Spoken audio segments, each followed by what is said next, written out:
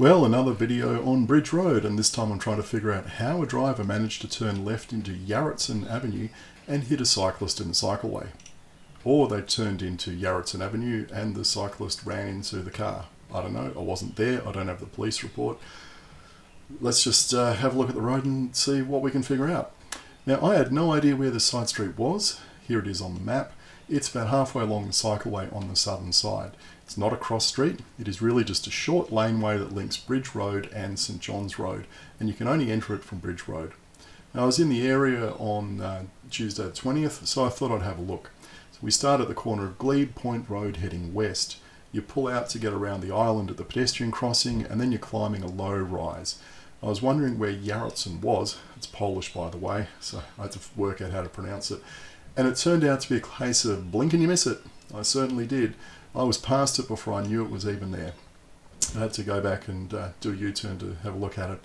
Now, a quick look at this intersection from the other direction, from the west, shows that there is no right turn into the street if you're heading towards the city. And there is a big lump of concrete curb sticking out to ensure that drivers physically can't turn right into Yarretson if they're heading towards the CBD. So, yeah, it's only one way this crash could occur. Now, the rear camera on my bike shows a completely unobstructed view back down Bridge Road. I'm not sure how a driver could fail to see a cyclist around 5 p.m. unless the sun was in their eyes. Now, I was so dumbfounded that there could be a crash here. Well, could be a crash anywhere. Anyway, I rode that section of cycleway a second time, and then I rode around the block and I did it a third time. And then, for good measure, I rode around the block a fourth time. I'm trying to think how this sort of crash could happen on this intersection. It's a clear, straight road, there's no obstructions, and it was daytime. Although, as I said earlier, the driver might have had the sun in their eyes as it happened towards the end of the day. But in that case, well, they're driving without due care and attention. I mean, if the sun's in your eyes, it's up to you as the driver to drive to the conditions. When you look at the rear view again, you can clearly see a cyclist well behind me on one of my laps. So I can't see how visibility could possibly be an issue here. It's not like there's blind corners or trees getting in the way, parked cars to worry about, anything like that which could obstruct the sight lines. Another explanation, traffic might have been gridlocked at that time of the day and the driver was next to this intersection. They got frustrated at waiting and they decided, you know what, we're just going to duck down this back street to get around the traffic. And they, put left hand down, punched the accelerator without bothering to check that the cycleway was clear, and bang, you could see how that would happen. Another possibility, I guess, is the driver came flying up Bridge Road, went past the cyclist, braked hard, and then turned suddenly into Yarretson Avenue. And that's happened to me many times. I've almost crashed into the rear quarter panel of quite a few cars where drivers have done that. And I now specifically listen for cars coming up behind me to hear if their engine goes from racing hard to winding down as we near the intersection, because that's a good sign they're about to try this on.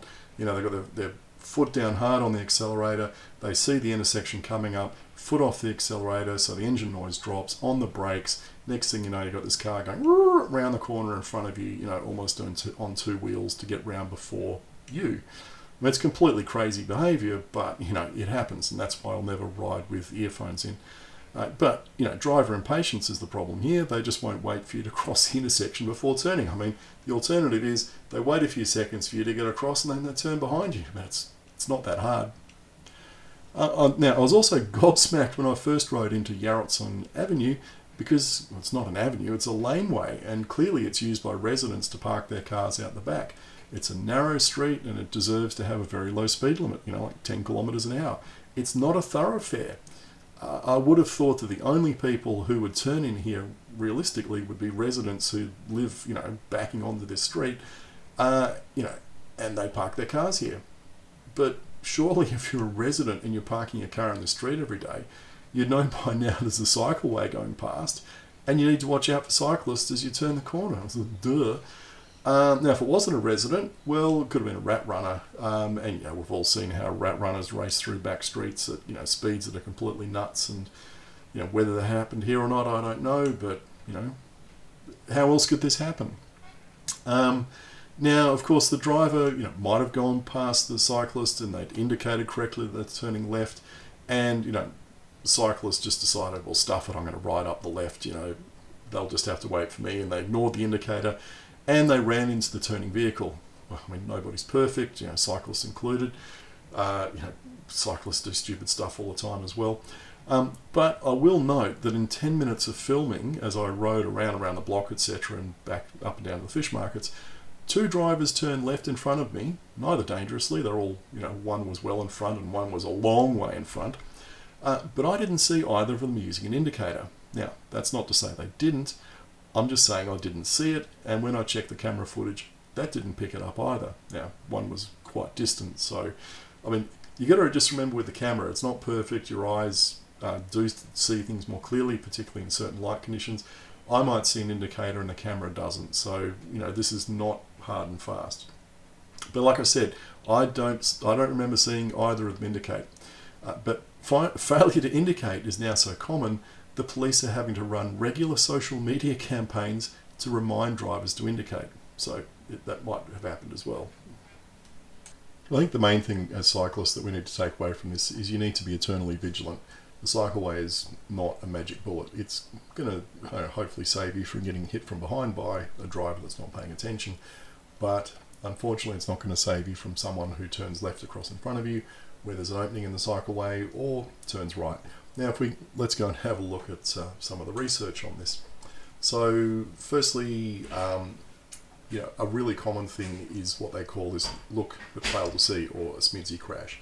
And as the research here shows from years ago, a really common type of crash is where the driver turns right across the traffic and takes out a cyclist going the other way, either on the road or in a cycle lane. So you just have to be really alert. If there's a gap in the traffic, if the traffic is stalled, for instance, and a friendly driver has left a gap into an intersection on your left, you need to be watching for cars that are going to come along and zip through that gap and take you out. And if you watch Australian dashcam compilations, you'll see every month there's a whole stack of those involving cars. Either drivers coming out of side streets trying to turn onto the road, or whatever. I mean, there's just lots of crashes and this type of thing. So it's across all the research, this kind of problem. And if we have a look, for instance, at what the Bureau of Transport Research, etc., have done, they even go through and do lots of analysis of crash types, etc. And what a same direction turning slide swipe, which is what this crash was, they found a count of 6% of crashes between 2008 and 2013. And the top one was, I guess, opposing directions right through, so it was 12%, and that would have been a driver coming the other way, turning across the traffic. They are turning right, you're going straight ahead, bang, they hit you from the side. So, very common types of crashes in any type of road, and you just need to pay attention. Again, some other research here. This is from CASR Road Safety Research. Collisions between a vehicle and a cyclist travelling in the same direction were the third most common type of crash. In half these crash cases, the crash occurred as a result of the vehicle driver turning left into a side street immediately ahead of the cyclist. Well, that's probably exactly, I guess it's what happened here. And up to 40% of all crashes in the study involved an oncoming vehicle turning right across the path of the cyclist who was continuing straight. And if we look at who was at fault, this is from the South Australian Police. They're saying that in 79% of the cases they looked at, the driver was deemed to be at fault, and the cyclist in 21% of cases. Look, it really doesn't matter if the driver's at fault. If they're doing something dumb, you've got to stand on the brakes. If you see a risky situation where there's the potential for a driver to do something dumb, stand on the brakes. Just slow down, let them go and do their dumb thing, and just let it go. If you need to sing "Let It Go," as they drive off, and you keep going, because the worst thing you can do is think, I've got right of way, I'm going to keep on going, they're going to have to stop for me, and bang, you wake up in the back of an ambulance. Anyway, I hope we can all learn something from this, and stay safe out there.